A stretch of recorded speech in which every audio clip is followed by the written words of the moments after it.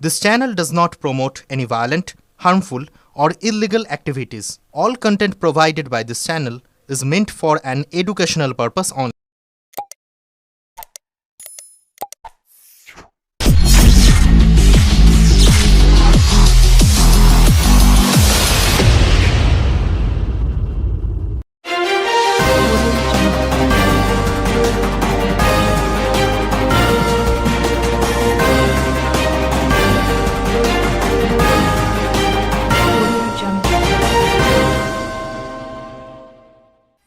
আজ মা অন্নপূর্ণা পুজো উপলক্ষে চুঁচুড়ার কাপাসডাঙ্গা বিজেপি রাজ্য সম্পাদক মণ্ডলীর সদস্য দীপাঞ্জন গুহর বাড়িতে উপস্থিত হলেন বিজেপি বিধায়িকা অগ্নিমিত্রা পাল।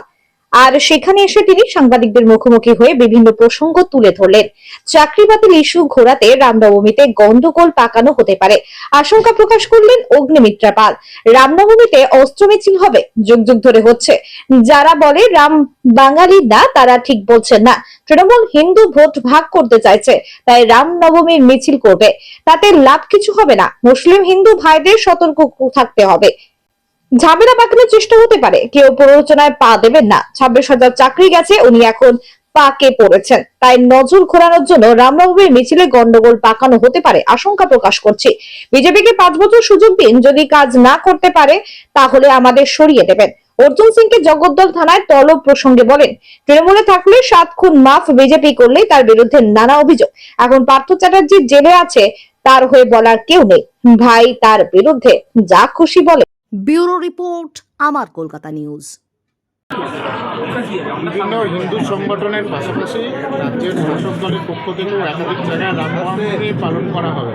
চুঁচুড়াতে কাল অসীম মজুমদার মিছিল করবেন, কলকাতাতেও হবে, এবং আজকে দেখা যাচ্ছে আরজেডির তরফে লালপ্রসাদের ছবি দেওয়া, রামের ছবি দেওয়া রামনবমীর শুভেচ্ছা বার্তা জানানো হয়েছে। কি বলবেন? রাজনীতিতেও রাম প্রাসঙ্গিক। দেখুন, পশ্চিমবঙ্গে মমতা ব্যানার্জি এবং তৃণমূল যেভাবে হিন্দুদের ওপর অত্যাচার করে চলেছেন, যেভাবে ভোট ব্যাংকের জন্য তুষ্টিকরণের রাজনীতি করে চলেছেন, এখন শেষকালে এসে রামনবমীর মিছিল করলে কোনো লাভ হবে না। দুর্গাপুজো করতে যখন দিচ্ছিল না জিহাদিরা এসে, তখন কোনো অ্যাকশন কি নিয়েছিলেন মুখ্যমন্ত্রী? যখন ফলতাতে মা লক্ষ্মীর মুখটাকে ভেঙে দেওয়া হয়েছিল, তখন কি পানিশমেন্ট হয়েছিল জিহাদিদের?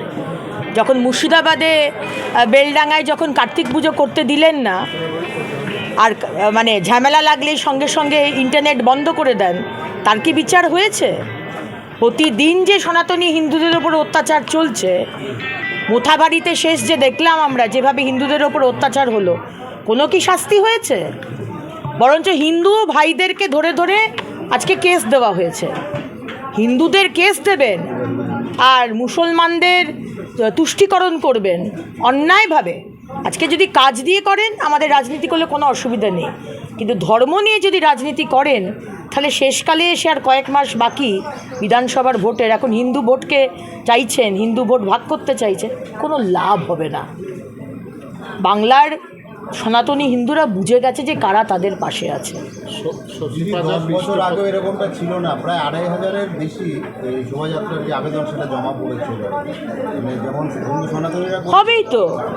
আজকে আমরা বাংলাদেশে যেটা দেখতে পেলাম এবং যেটা দেখতে পাচ্ছি, পেলাম তো নয়, পাস্ট টেন্স নয়, প্রেজেন্ট যেটা হচ্ছে আমরা তো দেখছি কিভাবে হিন্দুদের ওপর অত্যাচার হচ্ছে, এবং একই জিনিস আজকে এখানে হচ্ছে, একই জিনিস। এবং হিন্দুরা বুঝে গেছে যে আর ওই সেকুলার কথা বলে লাভ নেই, একজোট হতেই হবে, ঐক্যবদ্ধ হতেই হবে। যদি বাঁচতে চান, বাঁচতে না চান অন্য রাজ্যে চলে যাবেন, তাহলে কোনো অসুবিধা নেই, তাহলে ওই 1000 টাকার লক্ষ্মীর ভাণ্ডার হয়ে চুপ থাকুন। আর যদি বাঁচতে চান মাথা উঁচু করে, যদি মনে করেন যে আপনার ছেলেমেয়েরা মাথা উঁচু করে এখানে বাঁচবে, আর নয়তো যদি মনে করেন যে এইভাবেই চলুক, আমার বাড়িতে তো কিছু হয়নি, আমার পরিবারের কিছু হয়নি, তাহলে অপেক্ষা করুন। কয়েকদিনের মধ্যেই জিহাদিরা এসে আপনার চোখের সামনে আপনার মা, আপনার স্ত্রী, আপনার কন্যা সন্তানকে টানতে টানতে হিচড়াতে বাইরের মাঠে গিয়ে বা জঙ্গলে গিয়ে ধর্ষণ করবে। আপনি তখন দাঁড়িয়ে দাঁড়িয়ে সেকুলারিজম করবেন।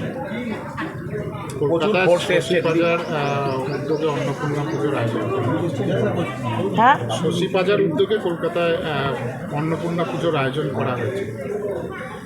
এতদিন তারা শুধু ঈদ পালন করেছে, এতদিন তারা মুহররমের মিছিলে হেঁটেছে, তারা ইফতার করেছে, আমাদের কোনো অসুবিধে নেই, ইফতার ঈদ সব করতেই পারেন। কিন্তু যখন ধর্ম নিয়ে তুষ্টিকরণ করেন, যখন পাক সার্কাসে 4 জন মুসলমান ছেলে মোটরসাইকেলে করে যায় হেলমেট না পরে, তাদেরকে কেস দেওয়া হয় না, কিন্তু একই দোষী যখন হিন্দু ছেলেরা যাচ্ছে হেলমেট না পরে তাদেরকে কেস দেওয়া হচ্ছে। শুধু ধর্মের নিরিখে এই পশ্চিমবঙ্গ চলছে। আর নির্লজ্জের মতো মুখ্যমন্ত্রী আজকে তুষ্টিকরণের রাজনীতি করে চলেছেন। সুতরাং এগুলো তো আমরা সহ্য করব না, আর বাংলার মানুষ এগুলো সহ্য করবে না। আমরা ডেভেলপমেন্ট চাই, আমরা উন্নয়ন চাই। আর 26-এ বাংলার মানুষকে বলবো, একবার সুযোগ দিন, একটা বার। সিপিএমকে দিয়েছেন, কংগ্রেসকে দিয়েছেন, তৃণমূলকে দিলেন, আমাদের 5টা বছর সুযোগ দিন। আমরা যদি কাজ না করে দেখাতে পারি, আমাদের বাদ দিয়ে দেবেন। 5 বছর বাদে আবার ইলেকশন হবে, বাদ দিয়ে দেবেন আমাদের। কিন্তু 5টা বছর আমাদের সুযোগ দিয়ে দেখুন যে কারা উন্নয়ন কাকে বলে, কারা মোদিজির পার্টি দেখাতে পারে কিনা, আমরা দেখাতে পারি কিনা। একবার সুযোগ দিন। দেশ জুড়ে জাল ওষুধ না পশ্চিমবঙ্গ জুড়ে জাল ওষুধ? আপনি বোধহয় কোথাও একটা ভুল করছেন। পশ্চিমবঙ্গ জুড়ে জাল ওষুধ সেটা আমরা দেখতে পেয়েছি, কোথায় অন্য কোথাও তো দেখতে পাচ্ছি না। আজকে মেদিনীপুর মেডিকেল কলেজে জাল স্যালাইন দেওয়া হচ্ছে, জাল ওষুধ দেওয়া হচ্ছে। মুখ্যমন্ত্রী জানেন না? উনি তো স্বাস্থ্যমন্ত্রী, উনি জানেন না? আজকে ওনার প্রাক্তন শিক্ষামন্ত্রী চুরি করছে, পার্থ চট্টোপাধ্যায়, উনি জানেন না? ওনার মন্ত্রী জ্যোতিপ্রিয় মল্লিক চুরি করছে, উনি জানেন না? উনি কিছুই জানেন না। তাহলে 14 বছরটা ধরে মানুষকে বোকা বানিয়ে কেন সিটটাকে দখল করে বসে আছেন? ছেড়ে দিন। ছেড়ে দিলে হবে না, ওনাকেই প্রত্যেকটা যে অ্যালিগেশন সেটাকে ফেস করতে হবে। কারণ ইনি জানেন আজকে যে জাল ওষুধ বানানো হচ্ছে, আর 70-30 হিসেবে কালীঘাট আর কলকাতায় কোথায় পৌঁছচ্ছে উনি সব জানেন। জেনে শুনে আজকে শুধু টাকা তোলার জন্য এই সরকার চুপ করে রয়েছে। এর প্রতিটা জিনিসের জবাব বাংলার মানুষ দেবে 26-এ। অপেক্ষা করুন। চাকরি বাতিলের পরে এখন তৃণমূলেরই কিছু নেতা তারা বলছে পার্থ চ্যাটার্জি হচ্ছে লজ্জা, তার এই কাজ করা উচিত হয়। কল্যাণ ব্যানার্জি, সৌগত রায়, ববি হাকিম সবাই বলছে। দেখুন, এটা ওনারা বলছেন নম্বর পাওয়ার জন্য। দলে যদি পার্থ চট্টোপাধ্যায় জেলে, সুতরাং তার হয়ে তো কথা বলার কোনো লোক নেই। Partha Chattopadhyay the second in command যিনি ছিলেন সেই সময়, প্রাক্তন শিক্ষামন্ত্রী, তিনি একাই কোটি কোটি টাকার জালিয়াতি করেছে, শিক্ষা দুর্নীতি করেছে। এটা হতে পারে না।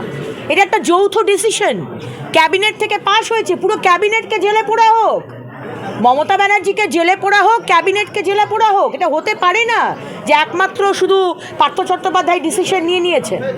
আজকে এজেন্ট যারা জেলাতে ছিল, যারা চাকরিগুলো বিক্রি করেছিল, তারা টাকাগুলো পাঠাতো পুলিশের গাড়ি করে। তো পুলিশ মন্ত্রী কে? মুখ্যমন্ত্রী। পুলিশের গাড়িগুলো কার? মুখ্যমন্ত্রীর। পুলিশের গাড়িতে করে টাকা আসছে জেলা থেকে কলকাতায়, আর মমতা ব্যানার্জি কিছু জানেন না। তো সুতরাং উনি 7 তারিখে আবার নাটক করার জন্য ইন্ডোর স্টেডিয়াম যাবেন। ঠিক যেইভাবে আরজি করে ডাক্তারদের আন্দোলন উনি ঘোট পাকিয়ে দিয়েছিলেন গিয়ে, আমি তো কিছু জানি না, কে করেছে এটা আমরা দেখব, আমরা বিচার করব, ঠিক সেই পদ্ধতিতে উনি আবার 7 তারিখে নেতাজি ইন্ডোর স্টেডিয়াম যাবেন এবং এই যারা শিক্ষা দুর্নীতিতে যারা হয়ে গেছে, যাদের জীবন শেষ হয়ে গেল, আজকে তাদের আন্দোলনটাকেও আবার শেষ করার চেষ্টা করবেন। আমি সবাইকে বলবো সতর্ক থাকুন। আর এই যে সরকার, দুর্নীতিগ্রস্ত সরকার, এই দুর্নীতিগ্রস্ত মুখ্যমন্ত্রী, হিস্ট্রিতে এরকম দেখা যায়নি। ভারতবর্ষের হিস্ট্রিতে, পশ্চিমবঙ্গের হিস্ট্রিতে এরকম দেখা যায়নি যে এইভাবে প্রাতিষ্ঠানিক দুর্নীতি করে ছেলেমেয়েদের ভবিষ্যৎকে শেষ করে দেওয়া।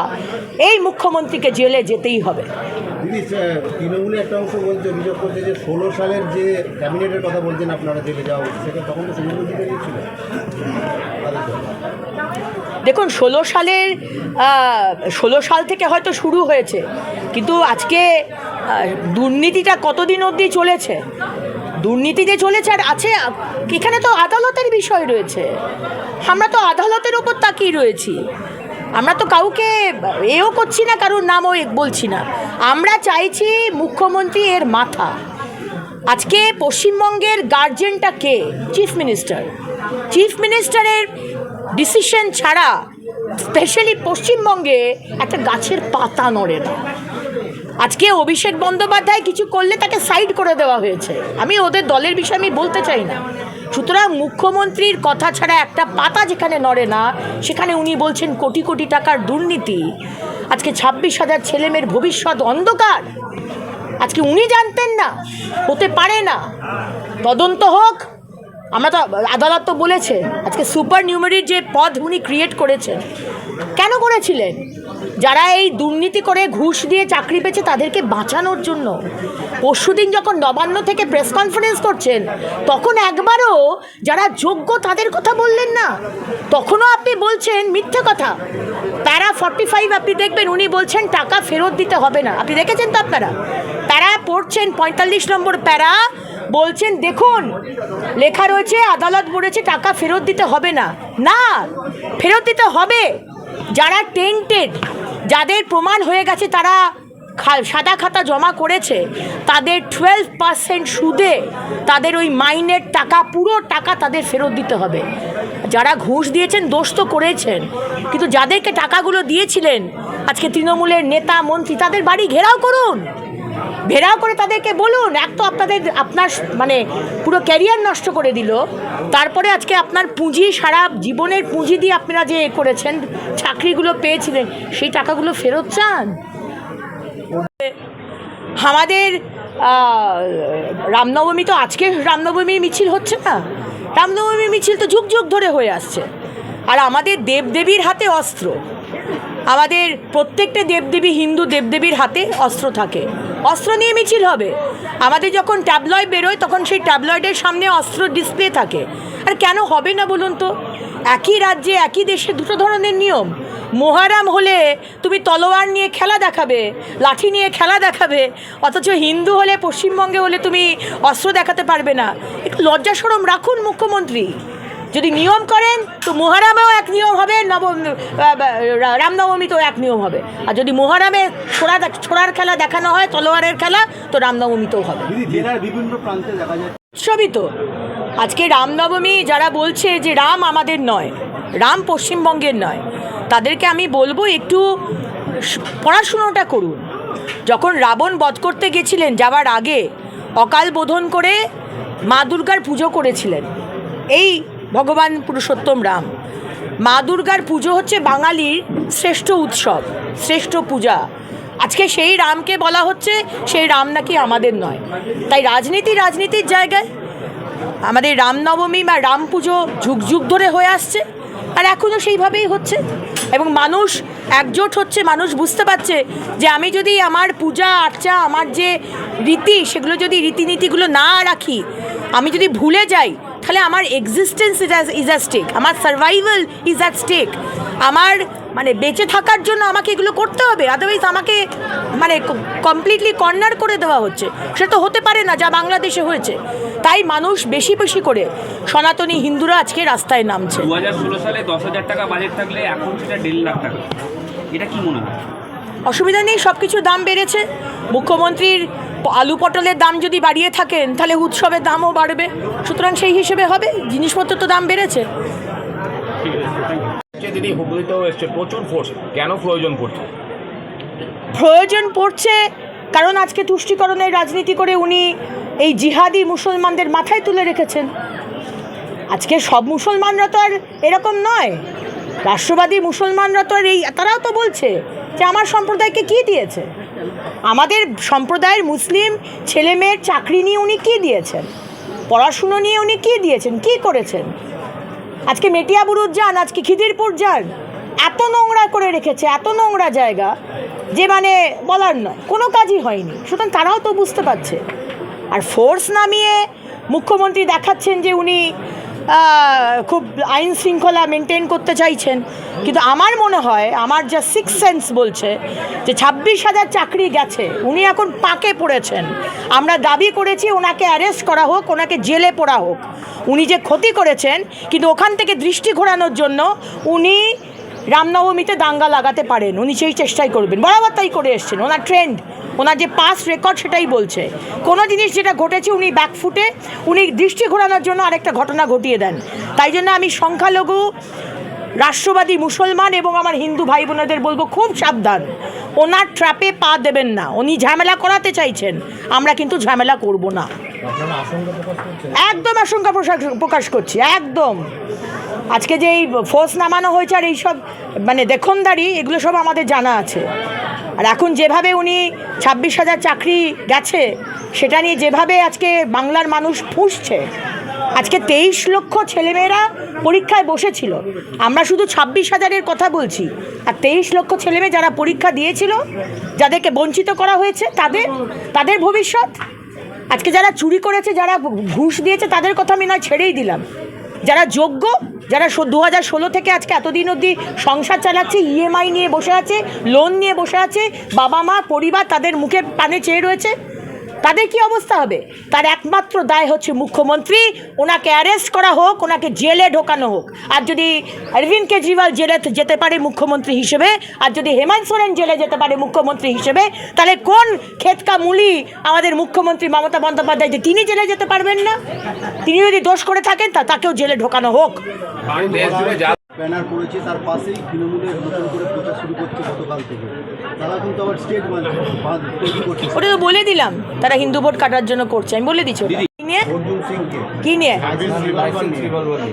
বারবার এটা হচ্ছে, কি বলবেন? অর্জুন সিং যখন তৃণমূলে ছিলেন, বা যে কেউ, শুধু অর্জুন সিংজি নয়, যে কেউ যদি তৃণমূলে থাকে তাহলে তার কোনো দোষ নেই। আপনি খুন করে আসুন, আপনি আরজি করের আমাদের অভয়াকে খুন করে দিন, রেপ করুন, বোম ব্লাস্ট করুন, আপনার কোনো শাস্তি হবে না। আপনি তো তৃণমূলে ঝান্ডা ধরেছেন, আর এখন অর্জুন সিং চলে এসছেন বিজেপিতে, সুতরাং তার ওপর সমস্ত কেস আবার রিওপেন হয়েছে। কত কি এরা ইনভেস্টিগেশন করছে তো এটা তো আমাদের জানা আছে, কত কি তারা ইনভেস্টিগেশন করে। এরা সম্পূর্ণভাবে ভিন্ডিকটিভ রাজনীতি মুখ্যমন্ত্রী করেন, সেটাই করে আসছেন।